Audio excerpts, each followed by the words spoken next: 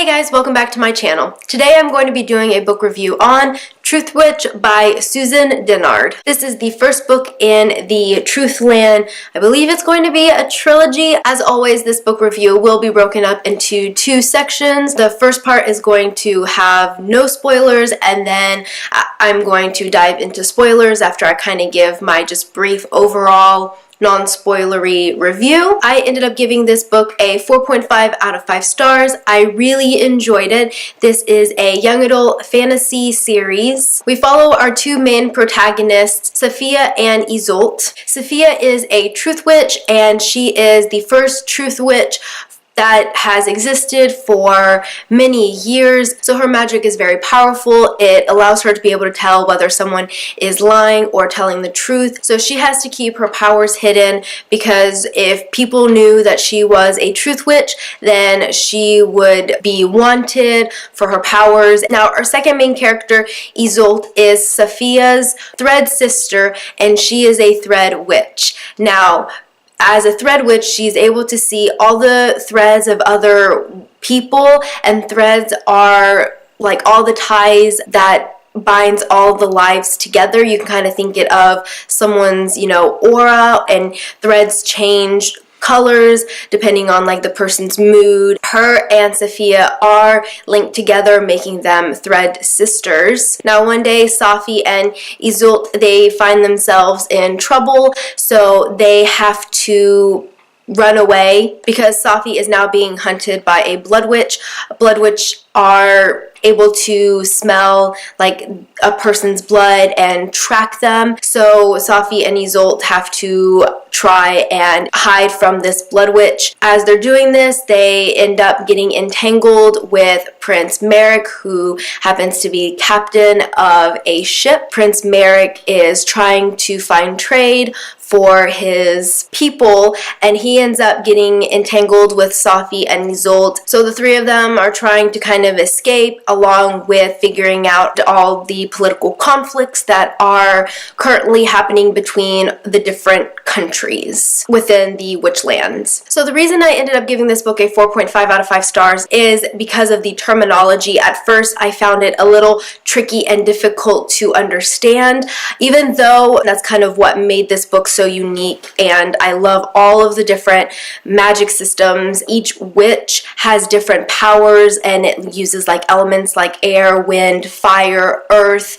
heart, healing, but it was trying to figure out how the magic works. As I said, once I did learn the lands and you kind of figure things out and you get more invested into the story, the magic system is very unique. I also really loved the idea of threads and how Isolde is able to see all the different colors that each person has, and like each color is an emotion, whether it's like anger, guilt, lust, revenge, and so that really made it interesting. So that in itself, I think that's quite powerful. Like, I agree that Sophie's power, being able to tell truth from lie, is very powerful, but being able to see like someone's intent and their feelings and like their true emotions, I feel like that's really powerful as well. So I really liked how the two of them combined just make a really powerful team. Which leads me into another reason I enjoyed this book, is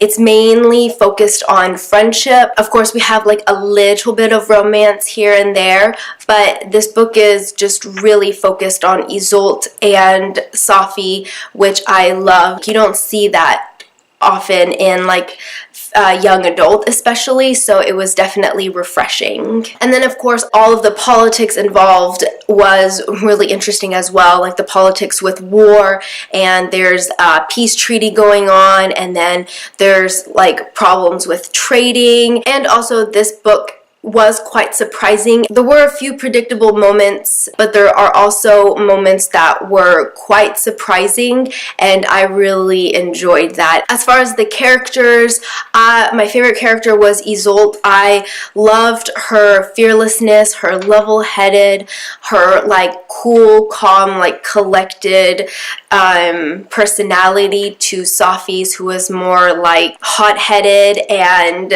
kind of acted without thinking. The two of them just made a really good pair. I did enjoy Safi, but Isolde was definitely my favorite character. And also Merrick. Merrick was quite interesting. He's a little complex. He's just trying to do what he thinks is right, and he's also struggling with being a prince, and he is like there's like internal family drama with him, along with like he is a young captain and he needs his crew to respect him, but he's also trying to do the best he can, and he's trying to do what's right for everyone. So I was able to understand his character, and I ended up liking him more and more as the book progressed. So that is pretty much it for the non-spoiler section of this review.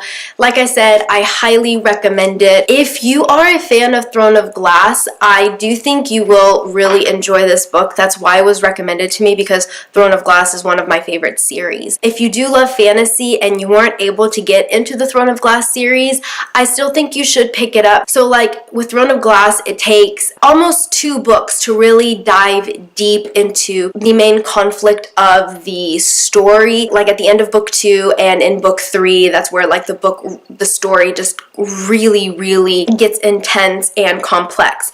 I would say this is kind of like book 3 of Throne of Glass. Like we don't have the first 2 books to kind of ease us into the story. We kind of jump straight in, and it has like a similar feel to Throne of Glass with like the friendship, the powers, and like the political problems. I think you should definitely pick it up because it's really good. Okay, so now I'm going to dive into the spoiler section of this review. So if you haven't read this book, I highly recommend to go pick it up and come back and we can discuss the rest of it together. Okay, so I want to discuss a little bit of Edouin's character. He's supposed to be the evil blood witch of the story, but as the book progressed, like I couldn't see him as the terrible evil villain, not like Corlant and Vanessa. They like really seemed like the true evil characters of the story, because Edouin, he still has vowed to protect the Carowin, and when he learns that Isolde and Safi are the Carowin, his like morals kind of start to shift. Like I feel like he was never truly bad. Like he is, but he is going to be easily swayed to kind of maybe their side. I'm just speculating here, because the fact that Isolde spared his life and then he said he owed her a life for life, and he spares her when all of like the cleaved witches are after them at the end. I feel like Corlant and Vanessa would never do that. They are truly evil, and if they had a chance, I don't think that they would spare anyone's life, especially those 2 girls. So I'm curious to see a little bit more about Corlant's character. He kind of just like shows up. Apparently he's been like in Isolde's life for a while. Like he lived with her tribe, and then all of a sudden he becomes like the big bad villain. I want to know more about him and more about Vanessa being the puppeteer. I kind of figured that out towards the end. I don't know if that was supposed to be something that was going to be like surprising. Let me know if you thought it was obvious, but I kind of thought it was a little obvious that she was the puppeteer, especially when Edouin was able to smell that she was an iron witch. So I knew there was just something off about her. Another obvious factor is the fact that the 2 girls are the Carowin. I mean, at the lighthouse scene when they're fighting all the monks and the monks kind of disappear, one of the monk mentions Carowin. So I'm assuming we're supposed to realize that they are the Carowin, so it's not that much of a surprise when Yvraine figures it out. You know, the second they were going to go to like the well to heal Isolde, I realized like, oh, of course, like the well is going to start working, and of course it's going to heal her. Now, something that was surprising to me was Uncle Iran and Leopold, their involvement in like Safi's kidnap. I wasn't expecting it from Iran at all, because he had sent her away, and we think he's a drunk, but he just plays his role so well. He's so smart. I hope we're going to see see more from him in the rest of the series, because I have a feeling that he has more tricks up his sleeves. Also, Leopold, I had a feeling that maybe he was going along with Edwin to find Sophie because he actually wants what's best for her, but it wasn't till, you know, the end when he and Edwin kind of fight that we realize, like, Leopold is trying to slow him down, and I guess he doesn't want Sophie to marry his uncle, and I think that he might be in love with her. That's kind of my feeling. I'm not sure if the book specified that, but let me know if you think the same. Everyone is just so cunning in this book. Like, I am getting surprised by all the characters. Now, as far as the ending, I wasn't sure how I felt about it. Like, I wish we could get endings where main characters aren't all separated, because I like with books when they're kind of all together. I feel like books kind of drag as like each character is on like their separate mission. So when Isolde and Sophie were separated for like a good, you know, first part of the book, to me it was like kind of boring, even though it was really important. So the fact that we have Merrick back on his ship and Isolde is going to wait for like Matthew and Habim, and then Sophie was kidnapped by Vanessa. Each of their sides is going to be important, but hopefully it won't take forever in the next book for them to join forces again. And speaking of the ending, Cullen's death, I feel like it could have been avoided. Sophie was still taken and Vanessa still got away with her. So I don't really see what his death accomplished. Did his death just save Merrick's life? And I think it was so ironic that like Merrick, even though he hesitated about saving Isolde's life when she was dying on his ship, Isolde like didn't hesitate one bit to run to him when they were at the pier and he was dying, and she brought him to the well to like save his life. It just shows Isolde's true character.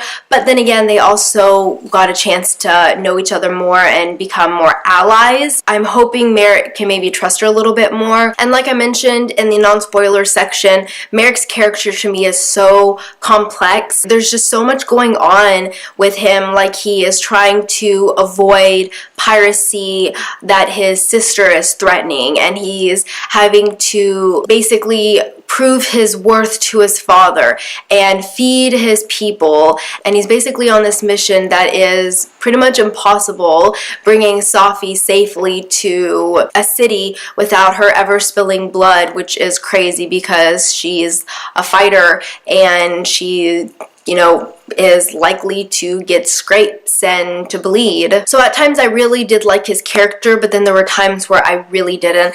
Like the whole putting Sophie in iron, that really bothered me that he did that. And it's interesting how Sophie just kind of let it go. Like, she grows so much as a character in this book, from being so hot-headed and like not thinking before she acts, to like caring about so many other people. Like, she always cared about Isolde, but now she not only cares about Isolde, but she cares about Merrick, and she finally like cares about herself. One of my favorite quotes in this book is on page 394, and it's the fourth paragraph from the end. This is the scene where Sophie punches Vanessa and she is like trying to flee from her, and it says, she had a prize now. She ran for New Brevna, she ran for Merrick, she ran for Isolde, she ran for Cullen and Ryber and Matthew and Habim, and all above she ran for herself. That's such a powerful line, and it just kind of really shows how much she's grown as a character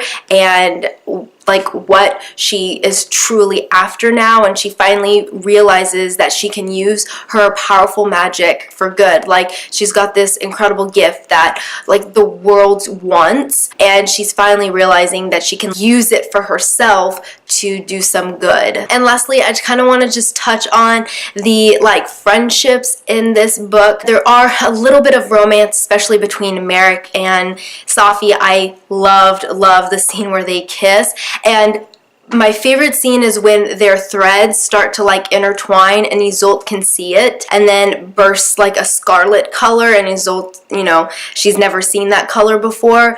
And then when they're riding on horseback and Isolde keeps saying that she's getting a headache because their threads are so loud and they're just binding together. I really loved that between them. Which brings a good question. Does one have to save another to become like a thread sibling? Isolde saved Sophie's life and they became thread sisters, and then Merrick saved Cullen's life and they became thread brothers. So I'm not sure if that's mentioned, or if it is, maybe I just completely didn't grasp that part. But anyways, I also love the scene where Cullen is recovering in his like cabin and Merrick goes to see how he's doing. This is after like Cullen passes out from not being able to breathe, and Cullen tells Merrick that he's too uptight and he needs to go find someone to tumble with. I just thought that was so funny. It seemed like such a guy conversation. That's why I'm really hoping that we'll see more of Cullen and that he didn't actually die, because we were finally able to get a little bit of like his character and like his humor. I didn't realize he was so funny. Anyways, so that is it for my review on Truthwitch. Comment down below, let me know what you guys thought of this book and we can discuss together. I'm really excited to discuss more about this book. I hope you guys have a great rest of the day, and I'll see you next time in another video. Bye!